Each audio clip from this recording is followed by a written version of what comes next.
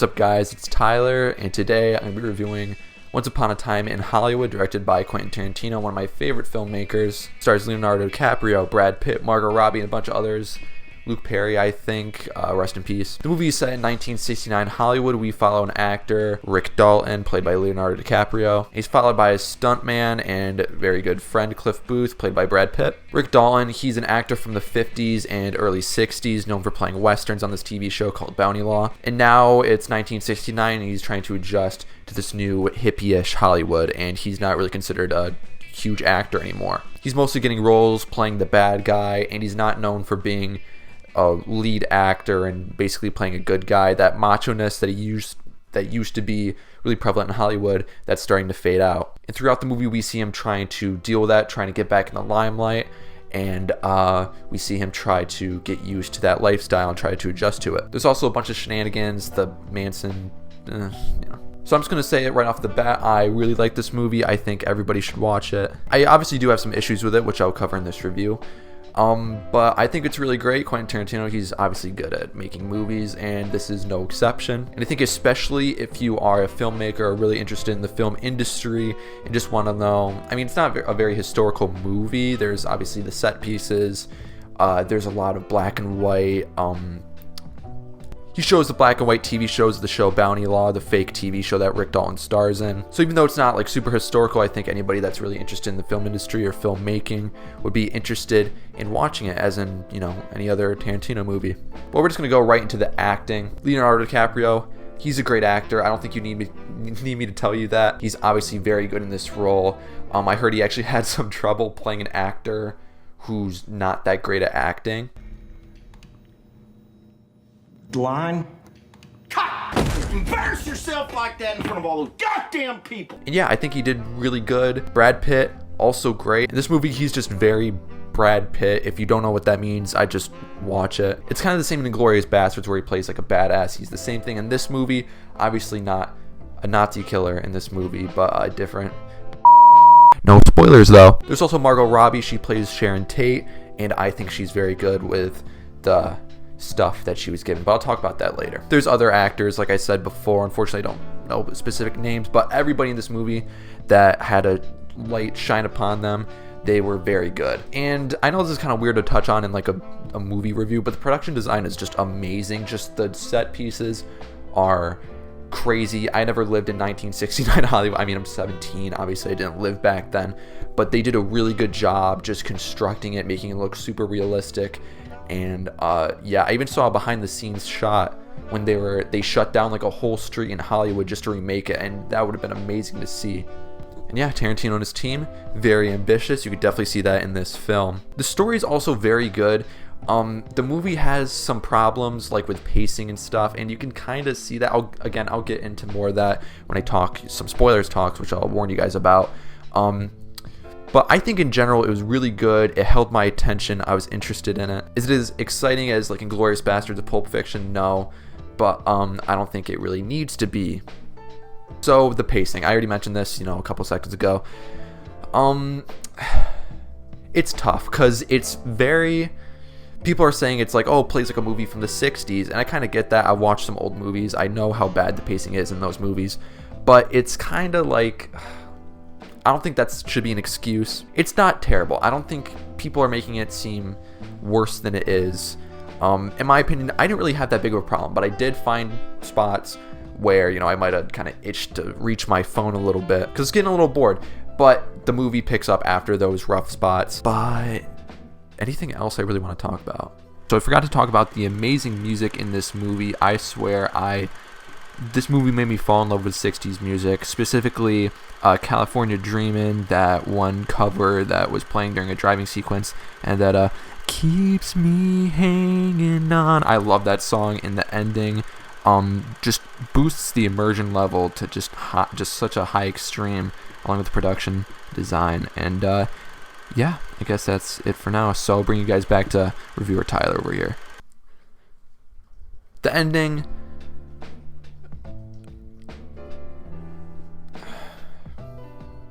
I like it. I'm just trying to figure out how to not say it in a spoiler way. It's very good for the time you put into this movie, I guess. I found Well, I found it pretty shocking, honestly. But I'll get more into that in the spoiler talk, which is going to start, I believe, right now, actually. So this is spoiler talk.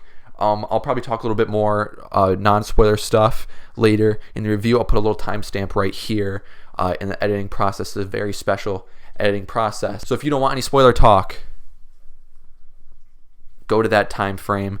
I don't know if YouTube does the links where you click on it and skips to the video, but maybe I'll even put something in the description that you could click. Who knows? Anyways, some spoiler talk. So one of the main issues I actually have with this movie is the character of Charles Manson. So Charles Manson, most people know him, but I don't think the movie really did a great job in characterizing him, because a lot of people, you're gonna get a lot of young people in the movie theater watching. Well, not anymore, the movie's almost a year old, but you're gonna get a lot of young people who might want to watch this movie and they might not exactly know who Charles Manson is. And I kind of fell into that. I've read more about Charles Manson and this weird ass cult after I watched the movie. So when I was watching the movie, I keep on saying movie, when I was watching the movie progressively, I didn't really have a great idea of who he was. I knew he was a psycho, but I didn't really kind of understand the whole background to his, being, I guess. In the movie, it was literally just a shot of him walking to Sharon Tate's house. He thought his old friend lived there, but they didn't. And Sharon Tate and Roman Polanski, Sharon Tate's husband, told him that, and he kind of just walked away. And there was no indication that he would later send his goons out to murder everybody in their house. And it's sad because there's a deleted scene with Charles Manson in it, which was great because it showed him being a complete dumbass, which I think would have fit with Tarantino's narrative. I can't speak for the legend himself, but it's clear that Tarantino doesn't want to shed light on these terrible, terrible people. But even when he portrayed Hitler in Inglourious Bastards, he gave him enough. Obviously, I think most people know who Hitler is compared to Charles Manson. But anyways, I keep on getting off track. This is why I don't do reviews. But there's this great scene, Charles Manson. I don't want to spoil it, but it kind of gave us more of an insight to his character and to who he was. Then he walked back, and then he did the wave to Cliff Booth to Brad Pitt, which we see in the trailer. And I think if they included that alone, it wouldn't have fully helped with everything, with kind of leading on to the ending where the Manson goons do their thing. But it would have been something. And I know there's the whole scene with Cliff Booth going to Spawn Ranch, meeting all of Manson's people. That was really cool. I actually really liked that scene, but I still don't think that alluded to the ending that we got in the movie. And anyways, I kind of want to talk about a big issue that I think a lot of people have with the movie, and that's kind of Tarantino not giving Sharon Tate lines, and this kind of goes with Tarantino not giving Manson and a lot of people the characterization they needed. Now with Sharon Tate, people were acting like she was in the movie for 2 seconds. I actually really like what he did with the character. Tarantino kind of gave Sharon Tate an angelic presence to kind of make her a symbol of Hollywood in those times. The new Hollywood, I guess. So I kind of understand her not having a huge part in the story, and that kind of makes sense on a story basis. Again, though, with Charles Manson, that's kind of important because it plays into the ending, and we really don't see him a lot. We see him less than Sharon Tate, which I still, that's my biggest gripe.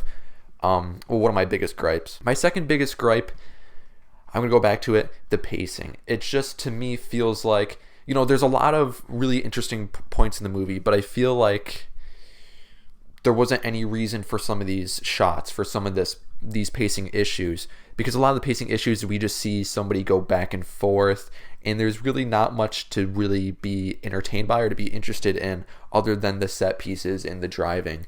And I don't know, I'm not going to criticize Tarantino on he had nothing to write with, because there's obviously something. You watch interviews with him, he was inspired by this relationship, as you see in the movie, between an actor and stunt double in real life. So obviously he had some stuff to write with. I don't think that might have not been a main reason for the pacing issues, but it did feel kind of dead in some points, which that's probably the biggest gripe in the movie, because I did feel it. And with the overall experience, though, I don't think it was that bad. I don't think it really hampered the movie, and I don't think many people if if you're like a film goer or even just somebody that wants to watch something kind of different, I don't think you'll really mind. You might still be interested in the set pieces and just the environment of the movie. All right, my biggest gripes are out of the way. Anyways, I really like this movie. I think, if you are interested, you should see it. I think most people should see it. Where does it rank with Tarantino's other movies? I've only watched Pulp Fiction and Inglourious Basterds from him, and I still think those are better than this movie. But I still really like, this is like a special movie. It's different than most of his others. It's more, maybe not somber, but more calm than those. There's a lot of action in those, and the ending is very action-packed. That's kind of where the Tarantino that we all know and love comes into play in the ending. But yeah, if you just want to relax, it's quarantine season out here. So if you want kind of like a nice sit-down movie, I think this would definitely fit. And you'll probably, if you're like me who lives in cold-ass, rainy-ass New York, you'll be very jealous of the Hollywood exterior. But hey, whatever. I really liked it. I think you guys should watch it. And please share your thoughts in the description, in the comments below. I'd be really interested to hear your stuff, because this is my first review. I'm not a good reviewer. You could hear me stuttering throughout this review.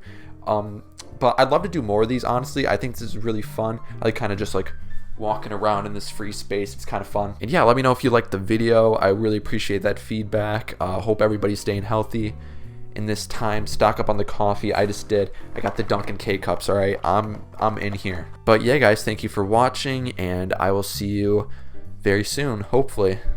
Peace.